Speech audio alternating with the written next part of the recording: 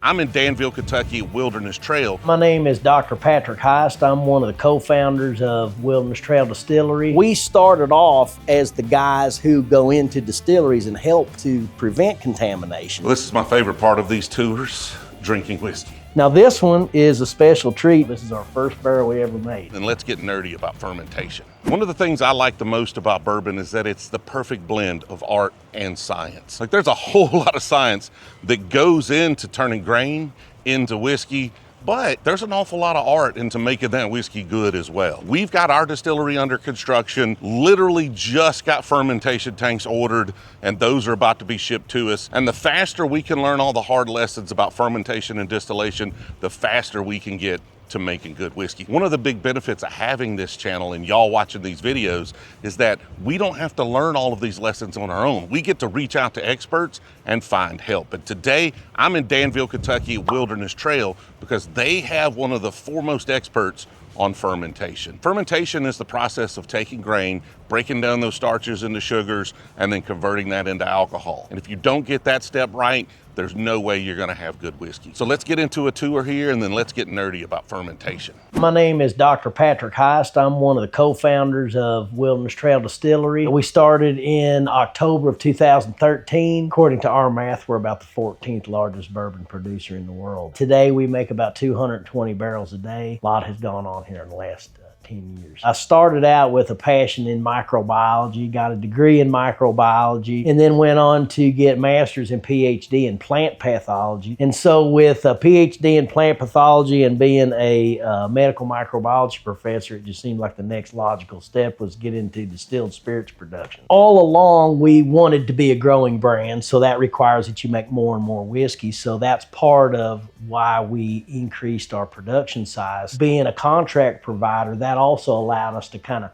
when you make whiskey for somebody on a contract basis, you get paid today to make it next week instead of I'm going to pay for it to make it today and then I'm not going to sell those bottles for 6, 8, 10 years later. So that helped to put a lot of capital on the table for us. Now this is the Wilderness Trail Laboratory. We do a lot of different things in here, starting with the grain. We've got incoming grains.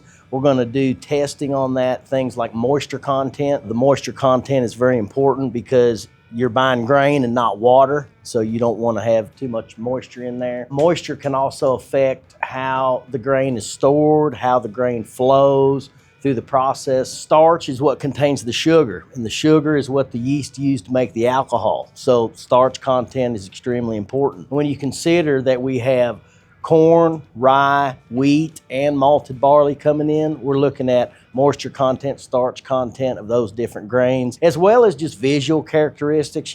Does it look good? Does it look bad? Does it smell good? Now, how much moisture content are you looking for in corn? So for any of the grains, we're targeting about 14% moisture content. And that's one test that we're going to do immediately as a truck pulls in before they unload. Like, once the moisture content gets close to 17% and certainly over 17%, which I don't think we've ever had, if it approaches 17%, we start kind of giving a warning.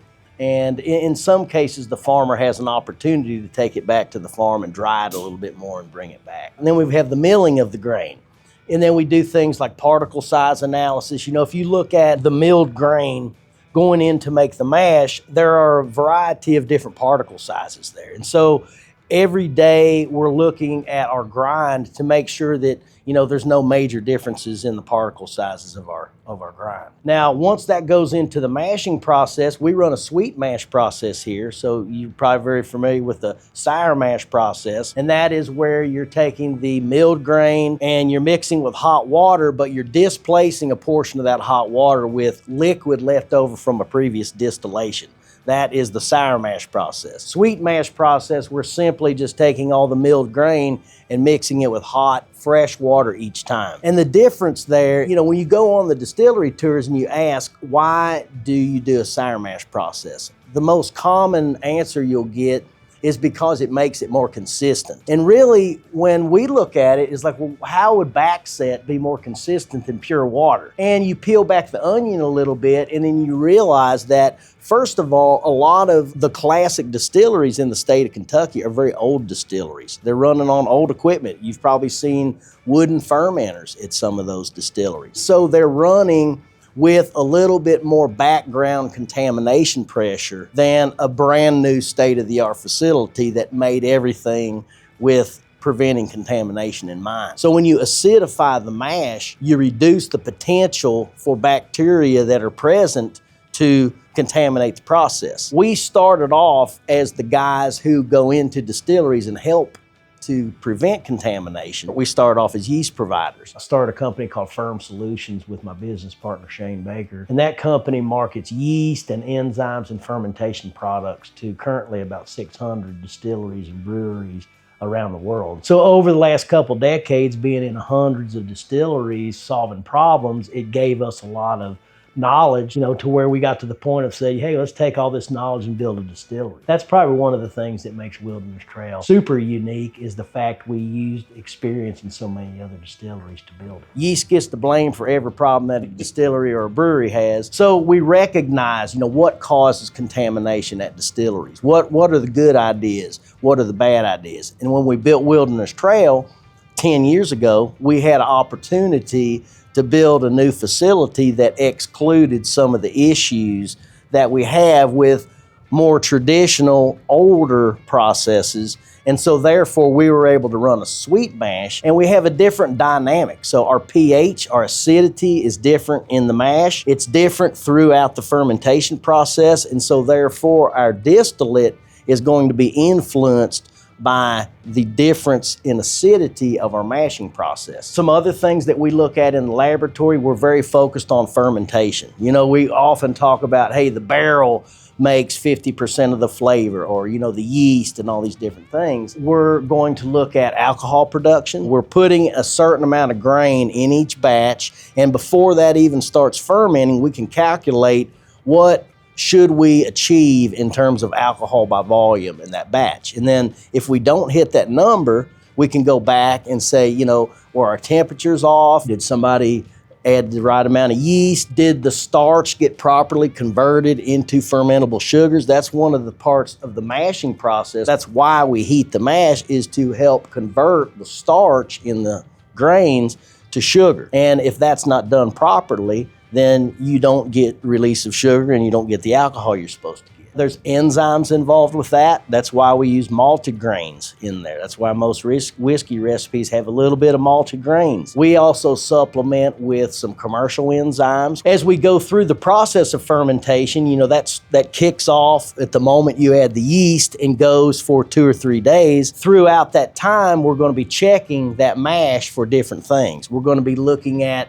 yeast populations under the microscope. That's simple yeast counting. A healthy fermenter, depending on the yeast strain and depending on what you're making, should have between 150 to 350 million yeast cells per milliliter of mash. The viability, meaning how much of that population is actually alive, that should be north of 98, 99%. The other thing that we look at is yeast reproduce by a process called budding. Actually, if you look on the wall up here, the top picture there, that's a mother cell giving rise to a daughter cell. So we look at how many of those yeast in that population are actively budding, and that tells us, is that yeast population actively growing?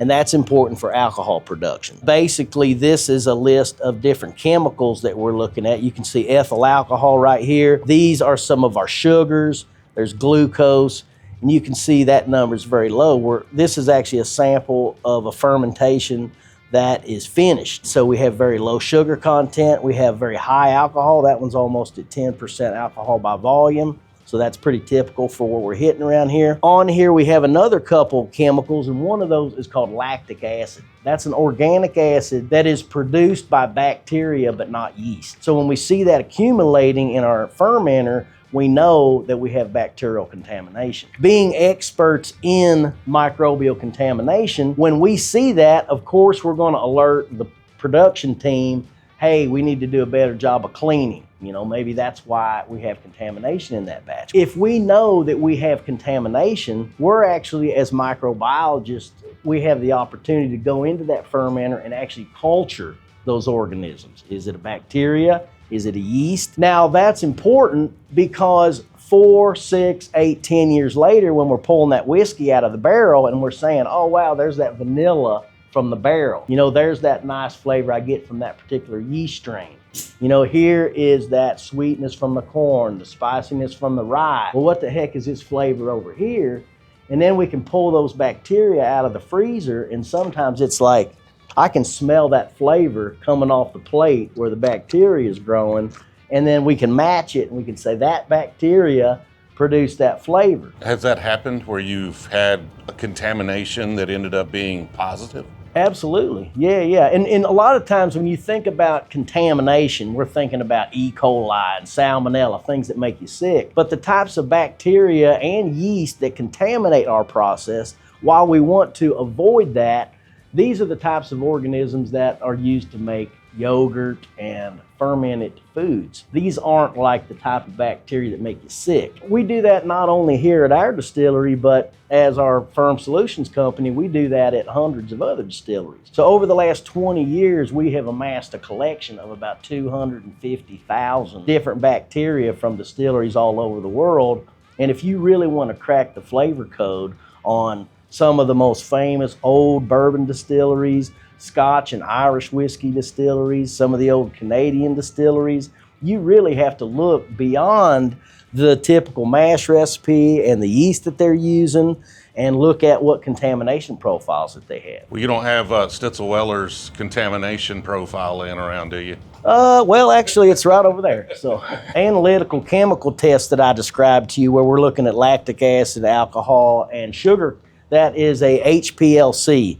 That's called a high performance liquid chromatograph. The printout that I showed you was a chromatograph. When we get to the distillate, we switch up and we switch over to gas chromatography. So this is a gas chromatograph over here. These are samples of whiskey that are being run on the machine. And this tells us basically like heads, hearts, and tails. Examples of heads would be acetaldehyde, methanol. Examples of tails would be like propyl alcohol, for example. There are probably 2,200 chemicals that we have identified through collaborative research with other universities that are in finished bourbon. This only tests for about 6 different things, but it's sort of a cross section. It shows us a little bit of what's going on with our low boiling point chemicals, a little bit of what's going on with our hearts, and a little bit of what's going on with our tails, AKA high boiling point chemicals. You're throwing out a wide net with that, and if you see something that's off, for example, I got high methanol.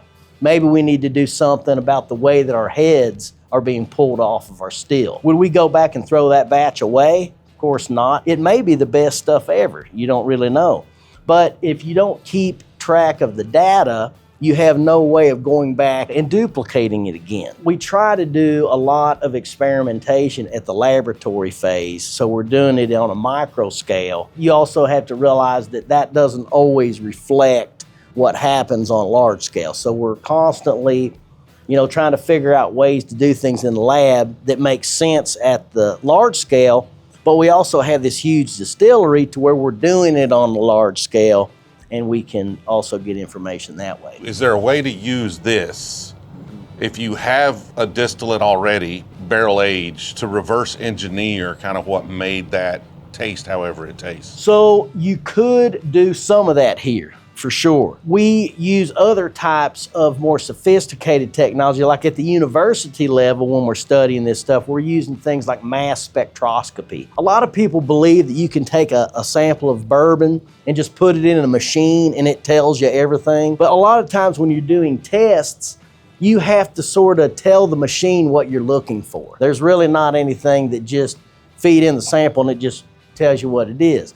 You have to calibrate the machine for very specific chemicals. And what mass spec does is it gives you a spectrogram where you can see things that you may not have already put a title on. Right. So now I can go in and say, hey, what's this peak here? And I can actually go in, I can cut it out, I can identify it, and that's kind of an advanced way of looking at thousands of chemicals. There's also time of flight technology, it's called MALDI-TOF, that you can use to really get into the nitty-gritty of thousands of different very specific chemicals. The other thing you have to consider with whiskey is that there are some things that we can taste. It's at such low percentages that the machinery can't even pick it up. I mean, we always really want to look at humans tasting data compared to this stuff too, because there's a lot of stuff we'll pick up that the machines won't even pick up. You know, a lot of small distilleries just mill everything to a certain spec, right? They got a certain flour that they're using basically, and some distilleries try to have a variation of grain sizes. What are your thoughts around milled grain? Well, milling is kind of one of those things to where you buy a mill, you turn it on, and you turn it off. It's like that's your two speeds, you know. There are some things that you can manipulate with the mill, like the screen. The screen is the thing that allows the grain to fall through. It determines the particle size. So you switch the screen out and you end up with a different particle size. We're looking at a range of particle sizes. And what we do to figure that out is we use a process called sieve analysis. These are a stack of trays that have different size screens in them. But basically the grain sample goes into the top, it gets shook, and then depending on the distribution across these different trays, you know, the really big particles are going to stay at the top. The smallest particles, which are going to be baby powder fine, are going to get to the bottom. And that would tell you the distribution of your particle sizes. We don't often change how our mill works. For example, we made a upgrade to our milling system to try to recapture more of the dust that we were losing. And when we made that change, we wanted to use this to see how it changed our distribution. We did see a change in that case, but it didn't really affect fermentation. Particle size and milling is probably one of the most variable parts of the process. It really surprises me when I get a sample from a distillery and it has super huge particles and it ends up working well. The other flip side of the coin is, do I need to spend the energy to make it baby powder fine if all I need is a very coarse grind? Because I can save a lot of energy, but some distilleries do. Some go all the way up to real coarse, like you'd see like moonshiners use. You know, I've seen corn kernels broke into 3 pieces and they're like, is this good enough? That's probably not good enough, but break it into 10 pieces and it probably would be good enough. We do a lot of quality assurance on the finished goods as well. Right. So, you know, here you've got the new make coming in. We also have barreled whiskey coming in here we're making decisions here. Are these going to be candidates for small barrels? Are these going to be candidates for our small batch? Also, it could just be, where is it along its journey? You know, this may be 4 years today, but it's destined to be a 10-year, and we're just kind of seeing where it's at 4 years. You know, there are some barrels that we want to take out, and it's not going to be any. You can ruin an entire batch with one bad barrel. You know, there are certain chemicals. Geosmin is, if you've ever, you know, most people have eaten beets before. The smell of a beet, it sort of has that dirt kind of a smell. That's geosmin, and that comes in on the water sometimes, and we really have to watch for that because it will make a bourbon taste like soil. 1 barrel of geosmin will make 400 barrels taste like geosmin. How many barrels are you distilling currently? So we do 220 barrels a day. You want to take a stroll through the distillery? Let's do it. Distillery cat, little Cooper. He's a good little feller. We're getting ready to cook a batch, so we just have our water in there. You know, hammer mill versus roller mill. We work with hundreds of distilleries that use roller mills, and we work with hundreds of distilleries that use hammer mills. And we went with a hammer mill just because of the cost and, you know, maintenance and different things, and it's worked really well for us. A roller mill creates less heat. That's probably the one thing that people will say. The hammer mill generates a lot of heat, and they start talking about Maillard reaction, like nitrogen reactions and different things, and I think the imagination is getting away from them a little bit. Because again, we've used the hammer mill here. I know of hundreds of distilleries that use hammer mills, and I've never seen one documented instance where any off flavors were produced and tracked back to any activity of the hammer mill. We make a sweet mash process here, sweet mash bourbon and rye whiskey. We do a wheated bourbon, a high rye bourbon, and a rye whiskey. We've also got some other things like 4 grain and some other things in the works. We're gonna make rye whiskey. So this is gonna be 56% rye, 33% corn, and 11% malted barley. That's our rye whiskey recipe. We do a very interesting mashing process called infusion mashing. And it really affects the mouthfeel and the flavor of our whiskey. First of all, we are not heating to above boiling point. 213 to 211 Fahrenheit, I would say, would be a very common cook temperature for other distilleries in Kentucky. We don't get above 190. There's a couple benefits to that. One is the only time we heat our mash is when we're heating the water at the beginning. We're not constantly heating it we're not heating it at all after we add our grains. When you consider that grain has a lot of protein in it, if you raise the temperature, the higher you go with the temperature, the more likely you are to break apart protein. When you break apart the protein, you release those amino acids. Then the yeast can use those as a nitrogen source. And certain amino acids, like arginine, for example, are precursors to ethyl carbamate. Ethyl carbamate is a carcinogen, and it's regulated in whiskey that's being exported to the European Union. So basically, if you cook it too much, you end up with bad stuff in your whiskey. Well, that's our theory. Okay. Now, everybody else cooks at a high temperature and they got great stuff. So again, I think it also comes down to energy savings. Some of the things we do here are because of theory. In theory, higher temperatures break apart those proteins. So why do I want to do that? The whole cooking process we talked about saves us a lot of money. I mean, you can imagine if you're cooking millions and millions of gallons of liquid every year, how much energy does it take to get me to 185 degrees versus 213 degrees? Even the size of the boiler that you have to generate the steam to get there. So we were able to save on the size of our boiler, the size of our chiller that it takes to cool all this down. If I'm cooling down from 213, it takes a hell of a lot more energy than if I'm cooling down from 185 or even below that. You're bringing it to 185. Yep. And then you're dropping your corn in there. Then we drop the temperature to around 155. We don't put all of our water in to begin with. So we use our reserved water to cool down to that next grain addition step. But according to our test, looking at breakdown of starch, we only need to cook that corn for about 45 minutes because it's going to still be in there when those other grains get added. Right, it's going to keep cooking. Then we add our reserved water, which gets us down to that next temperature, 155-ish.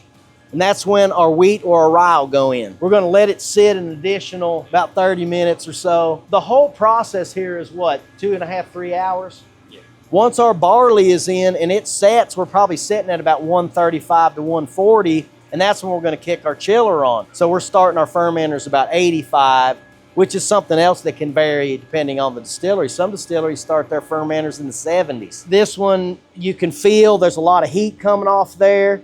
The yeast is giving off a lot of heat, so we're combating that with cooling. We could drop a ferm here in as little as 2 days. These fermenters are going to go 3 days just because this is what we call our small side. These are 4,000 gallon fermenters. Our big side over here, we have 20,000 gallon fermenters. We're turning our 20s actually a little bit quicker than we are here because we have agitation in those fermenters. We don't have agitation in these, so we don't have any way for these to stir outside of the natural CO2 in here. So if you're cooking something like rye, it'll help with foaming.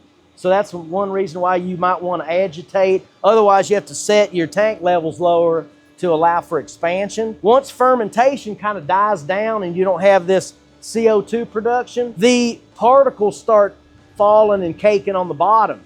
So agitation allows us to kick all that back up into solution. Most distilleries, like when this fermenter is complete, what we did, instead of putting agitators in the fermenters, what we did is we put compressed air to our outlets. So our fermenter's empty through the bottom, and we just put a compressed air option on that. So if I got a plug in the bottom, I can open up my valve and I can hit that compressed air So it's kind of like agitation. It's very acidic, and the more time that goes on in fermentation, the more acidic that it gets. But we're not doing a sour mash. So a sour mash producer would start maybe a 5.7 or 5.8, for example. And then at the end of fermentation, they're going to get down maybe in the mid 3s, whereas we're going to get down to the low 4s to the high 3s on pH. So there's another difference in sweet mash production versus sour mash production. So why do they have such a different pH? Because they're adding backset. Adding backset is beneficial for 3 big reasons, all right? First of all, and we didn't realize this till we got a really big distillery, is you got to get rid of that shit. So you got to get rid of the stillage. We give it to cattle farmers. But here in the summertime, when there's grass on the field, the cattle don't want to play ball. In the summertime, they may not come as often as they do in the wintertime. Hey, if we do sour mash, I can incorporate 20 to 30% of that back into my process. So that's a good way to get rid of stillage. Another thing is the stillage is coming off the still at 213 degrees Fahrenheit. I'm trying to heat my mash up. So if I use hot stillage in my mash, I save a little bit on my heating because I incorporate a little bit of that heat. Now, we actually installed coils into our stillage tanks outside, and that's what we use to generate hot water. So we are getting a benefit of heat exchange with our stillage, but we're just heating up our hot water instead of actually putting the stillage in there. Then the third reason, and this is kind of, we were talking in the lab earlier, what is the most common reason that you'll hear people say of why do I do a sour mash? And they'll say because of consistency. And that's back to where we're like, hey, water is more consistent than backset. Here, we built this place with in mind what causes their contamination. Wooden fermenters, okay, we got all stainless steel. A fill header system that is shared. We have each fermenter is filled by its own fill header. Right here, this tank has its own line. If it was sharing with these other tanks, then if another tank is getting filled, I can't clean the line that goes to this tank. So each tank having its own designated fill header allows us to do a really damn good job of cleaning. That is probably one of the most important things that we've done here that hardly any other distillery has. Most other distilleries have shared fill header systems. How do you cool the mash, okay?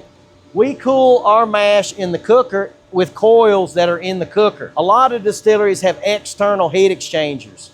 You'll see these big tube-in-tube type of beer. A lot of beer manufacturers have those. And if you're running a clear wort through one of those, it has a lot less potential to get gummed up than if you're running whole mash through one of those things. As soon as we see one of those at a distillery, we're like, that is probably, if they ever call us about contamination, that's where it's coming from. But how you cool the mash is also very important. Again, whether you cool it in the tank, like what we do, or whether you cool it in an external heat exchanger, that's not advised. Now, for a small distillery, how would they do it? Well, on a small distillery, like what we did when we first started, we just simply, I think my business partner, who's a mechanical engineer, he went up to Lowe's and he bought a couple coils of copper, and we just made we kind of figured out what was the surface area required, and all we did, we would drop a coil of copper down in there and we would just run a hose through it,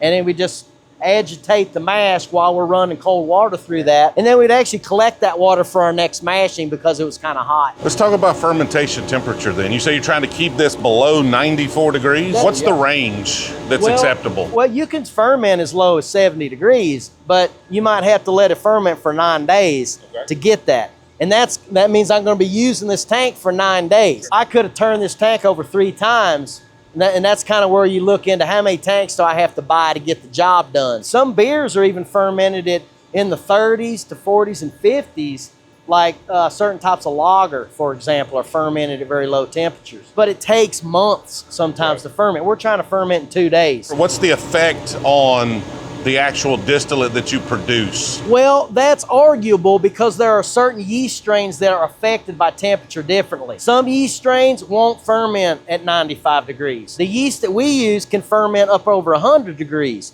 Now, if it hits 105, I might get 7.5% alcohol instead of 9.5% alcohol, but I'm still going to be able to, it's not going to be a total disaster. So it really depends on the yeast strains. We switch between about 6 different yeast strains. People ask, why the hell do you do that, you know? Well, why does Four Roses do it? It's not really to get drastically different flavors. It's because there are different performance variables. Like one yeast that we use can ferment in 2 days. The other ones take longer. Some yeast require that we have a lower temperature. Some can handle 95 to 100, and that's what we want most of the time, especially in the summer. When you look at and get into the debate about yeast and flavor, because we have a lot of customers coming to us, hey, I tried the competitor's yeast and I like it, I like what it was doing for me. It's like, well, how did you test it? Well, I made up a little mash and I put it in there and I put yours in here and then I smelled them and I like the smell of that better. I'm like, is that what you're bottling and selling at the store? Because at the beer level, you're going to be able to get a lot more differences between the yeast. Now I take that to a distillate and now I've concentrated all those flavors. Now somebody might say, well, I like that yeast because of the distillate. It's like, are you selling White Dog in the bottle? Because last time I checked, it was brown. You put it into the barrel and there are some chemicals that you may not even like at the beginning that are the result of like floral notes and things later. Usually what makes a really delicious beer will make a really delicious distillate and a very delicious barrel aged spirit. So you can kind of use that as a guide, but when you're picking yeast strains, you really got to kind of consider that. If I was picking for a beer, you're drinking the beer right there. So you know, I want that yeast strain. Something else to consider between beer and whiskey production is a term called attenuation. So whenever you're making beer, you might use a yeast that has partial attenuation. That means at the end of fermentation, it left behind a little bit of sugar. Because I'm drinking that beer, I want some of that sweetness. Same with wine. If I want a very dry wine, I want a yeast that finishes off all the sugar and makes as much alcohol as possible. That's called full attenuation. Some beer strains, we don't want those because they're partially attenuated. We want to make as much alcohol as possible. And when we label yeast, a lot of times we're hesitant to even put whiskey on the label, because then somebody who's making rum, well, I don't want my rum to taste like whiskey. If that's a whiskey yeast, it's like, it doesn't really work that way. You can have a whiskey yeast that's used to make tequila. A tequila makes a good rum, etc., etc. The other part of it is these strains are not too hard to get. We're, of course, interested in the yeast strains that everybody else has, and we have studied those. You know, we want to know, not only as bourbon fanatics, you know, what strains are everybody using, but also when we're giving advice, because a lot of times customers are coming to us and they're telling us what is their favorite whiskey. They want to emulate that. So it's very easy to say, okay, we're going to set you up with the yeast strain that's used to make, you know, whatever product. This is the first still that we had, the pot still. What size is that? This is a 200 gallon. We could do one 400 gallon fermentation, 2 distillations in a day, and that would get us 1 barrel of bourbon. One piece of confusion is sometimes when you ask somebody, hey, what kind of still do you have?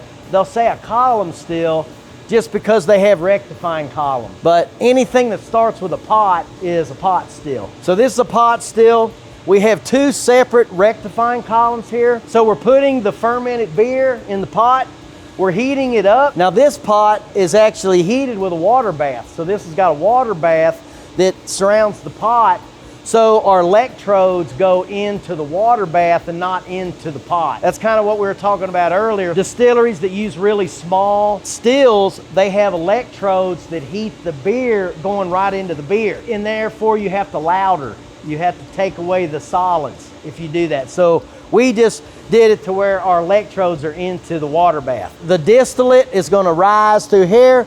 We can either go straight to the condenser, like if we're stripping, you know, we're just doing a stripping run. If I want to strip the alcohol out, I can take it straight to the condenser. When we make bourbon, we're going to go, our beer, our distillate is going to go down and up through, this is a 4-plate column, and that's a deflator at the top of there that we can regulate the temperature of the distillate. It allows you to regulate the temperature of your vapor going to the condenser, and that's what controls your proof. So we're trying to come off of this thing at about 144 proof. That's what we were getting. And our vapor temperature is going to be around 184 degrees. On our column still, our vapor temperature is closer to 186, 187.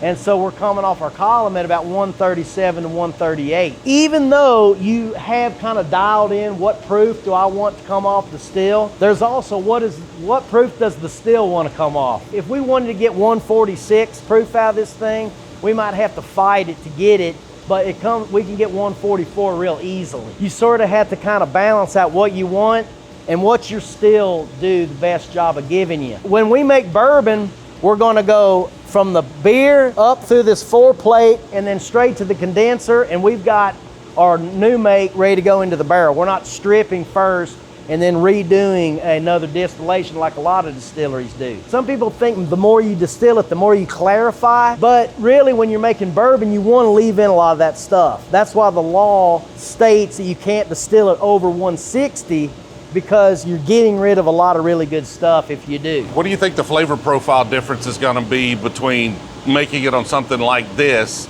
and making it on that continuous column? Being a brand that transitioned juice from pot still to a column still, that's something that we were very concerned about. Well, we're going from 4,000 gallon fermenters to 20,000 gallon fermenters. I don't know that the yeast is in there talking to each other like, hey man, this place is a lot bigger than the other one. So, you know, I think we can keep things pretty consistent on our beer. So our ABV is the same. On the column still, we just wanted to do our best to keep things as close to what we were doing here as we could, while respecting that that's a column still and this is a pot still. Once we started getting into aged column distillate, we started putting them into barrel picks. And then little by little, we were seeing some people were picking the pot still, some people were picking the column still.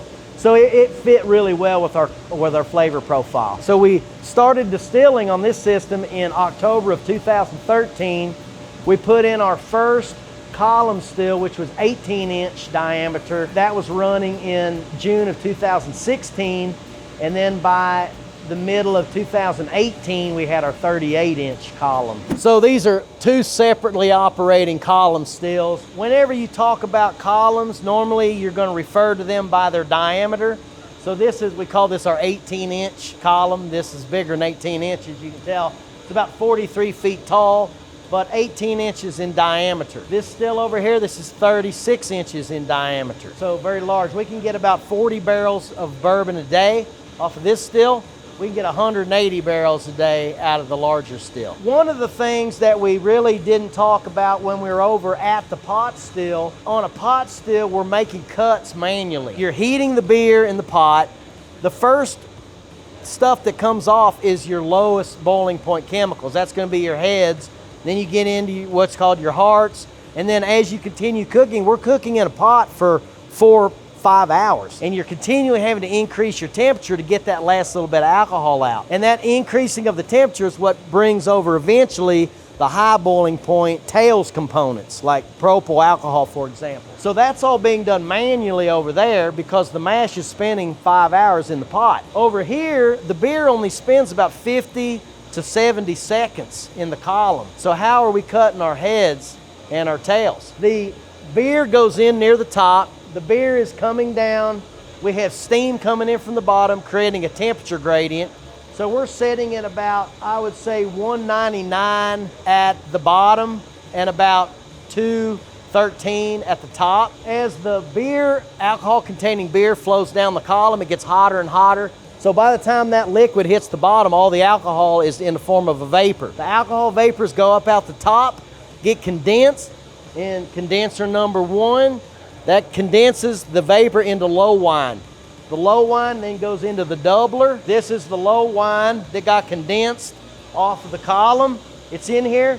Now how we get rid of our heads is that we condense our low wines at a high temperature such that our heads are still in a vapor form. So if you were to walk out of the building here, you would see a little pipe that has smoke coming out of it, and that's our heads being vented off our column in real time. So that's how we get rid of our heads. Bottom's temperature of the column is about 213 degrees. The boiling point of a lot of tails components is much higher. So a lot of our tails are gonna go out with the stillage, that's out with the cattle feed, and any tails that make it over to here, they get trapped in this liquid here, which is called lees. Because we're regulating, this vapor is what determines the proof of our high wine. So we're minimizing that vapor temperature at about 186 to 187 degrees Fahrenheit, which gets us that 137 to 138 proof that we're looking for. And so any high boiling point chemicals are just going to stay behind in this liquid. That's our tails. Now we're going to run out to the rick house here and learn a little bit more about barrel maturation. Now we are going to build rick houses. We got this Quonset hut we may or may not be able to use for a rick house to at least get started. We're going to buy some land. We're going to build some rick houses. Hopefully we have a need to have rick houses like those big massive things they got over there. We got a lot of work to do before we get there, but as we build, especially, a small rick house, we want to make sure we get that process right to get the most out of the barrels, because if we screw up the early stuff and it's not any good, we probably won't ever get to a point to where we have a lot of whiskey. We started our operations over at our Firm Solutions business in the back of that building. And in 2013, there was only a couple craft distilleries that had gone in here in Kentucky. And the state just really wasn't used to dealing with small distilleries. What do you do with 50 barrels or 100 barrels? They know you're not going to build a huge rick house. And so there was a little bit of kind of lax advice that we were given about barrels. And I think one day somebody came into our operation over there. And again, this is a place where there's secretaries working on the other side of the drywall. And we had like 300 or 400 barrels stacked up. And they're like, what the heck? What's going on here? We started looking for property. And that's when we bought this place out here. And the first thing we built out here about 8 years ago was that warehouse. Warehouse A, that's a 2,200 barrel warehouse. So very small for, given the size of these other houses. Then the next barrel house we built was this one down here. That's a 10,000, let's say 80, 10,800, something like that. And then ever since, we've built 24,000 barrel houses. Just as a point of interest, why did we build 24,000 barrel warehouses as the largest size?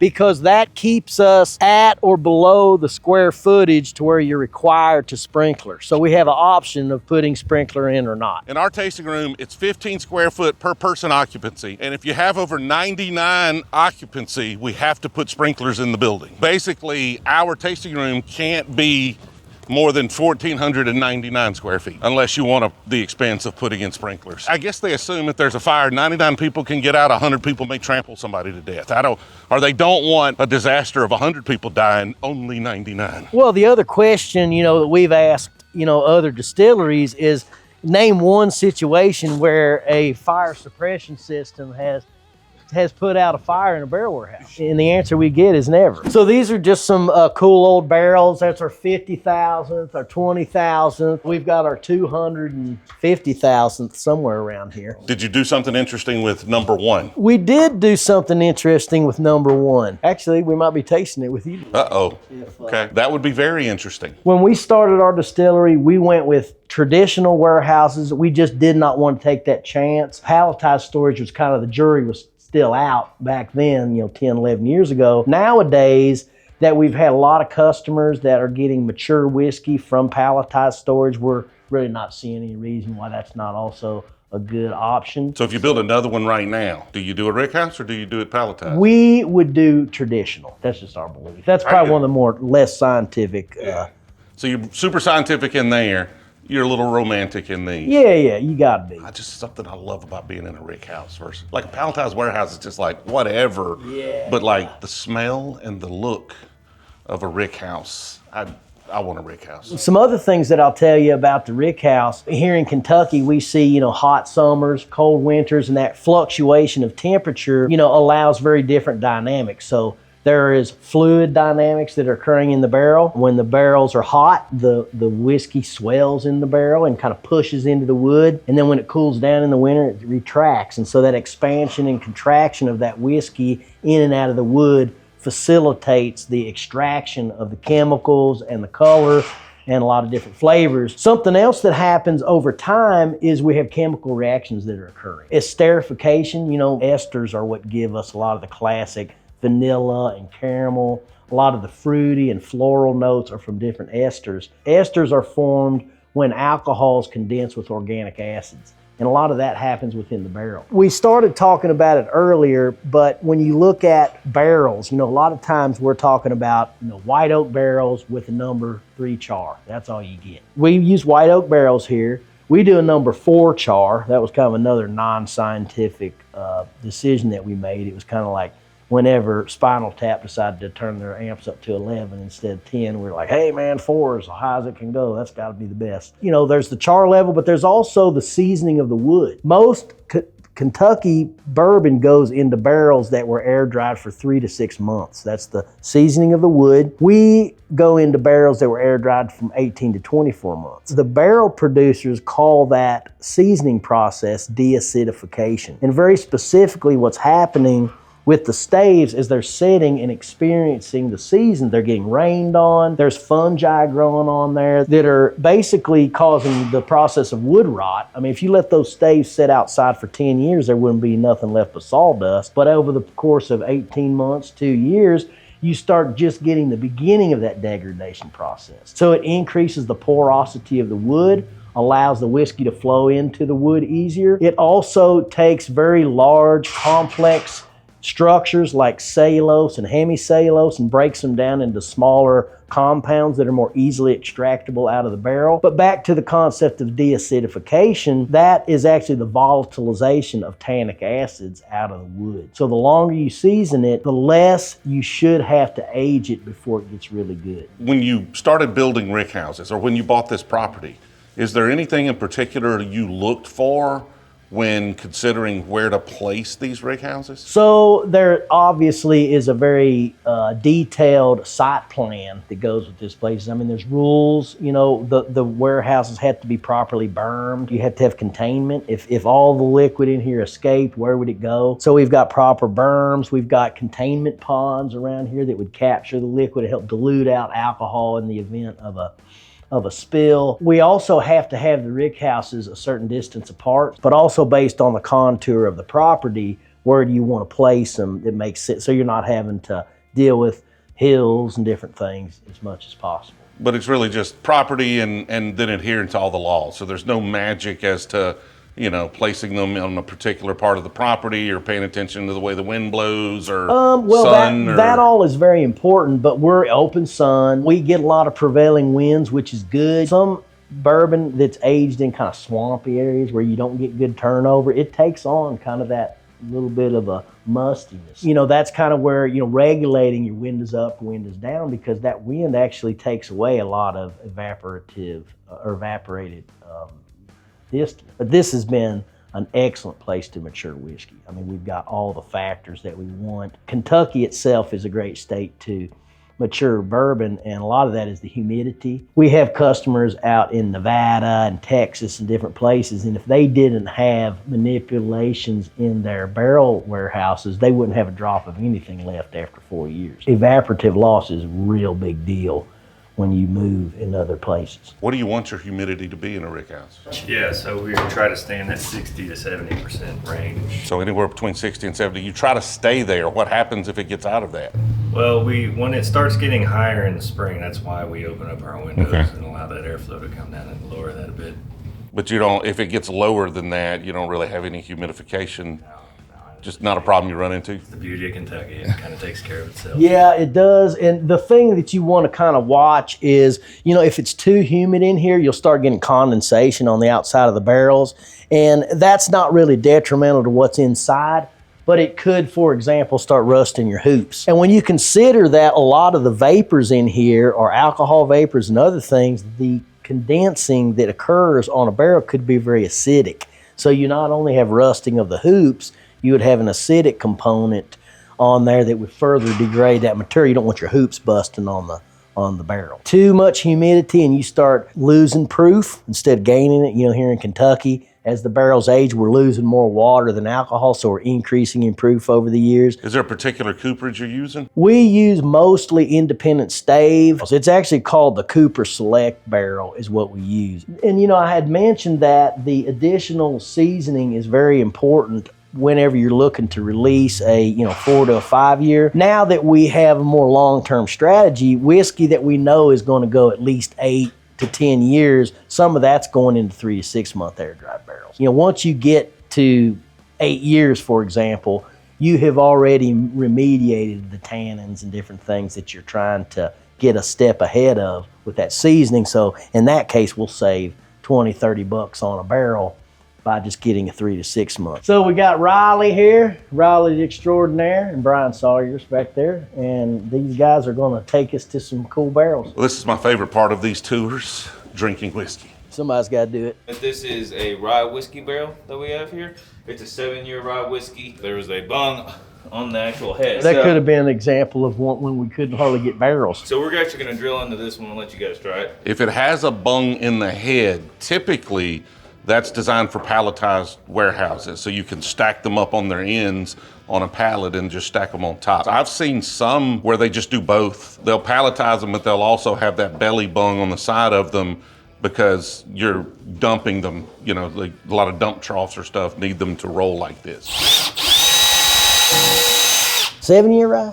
7-year rye, yes sir. Now this is a 56% rye, 33% corn, 11% malted barley. So this is barely a rye. We call it Kentucky rye with the corn in there. And I tell you what, there's nothing better than being in a rickhouse, trying whiskey right out of the barrel. That is freaking delicious. I know we're not doing a barrel pick, but can I take that one? That rye really shines through, but it's sweet, little powdered sugar note on it. When we started making whiskey, we wanted to use local grains. Some distilleries here in the state go to other countries to get their rye. And we've always really been mindful of sustainability, you know, not only our energy consumption and all that kind of stuff. We really want to look at, you know, how easy is it to get ingredients. And we looked at, you know, who grows rye here in Kentucky, and there wasn't a lot. And so we worked with local farmers to grow a very specific variety that grows well around here. And so our rye production was actually a year behind our wheated production because it took us a year to get local rye suppliers. And what we have here is an 8-year high rye bourbon. 64 corn, 24 rye, 12% malted barley. Okay. A little spillage there for you. That's okay.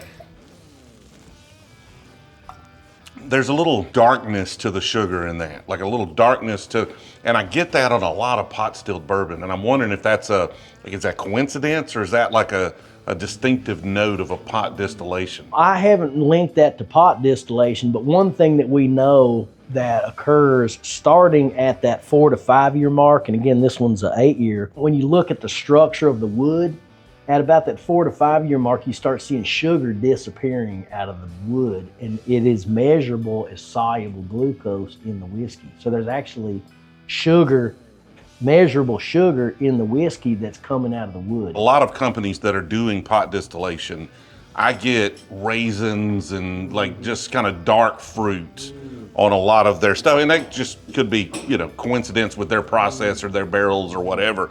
I don't think I have a big enough sample size to say with any sort of certainty that it was the pot that caused it.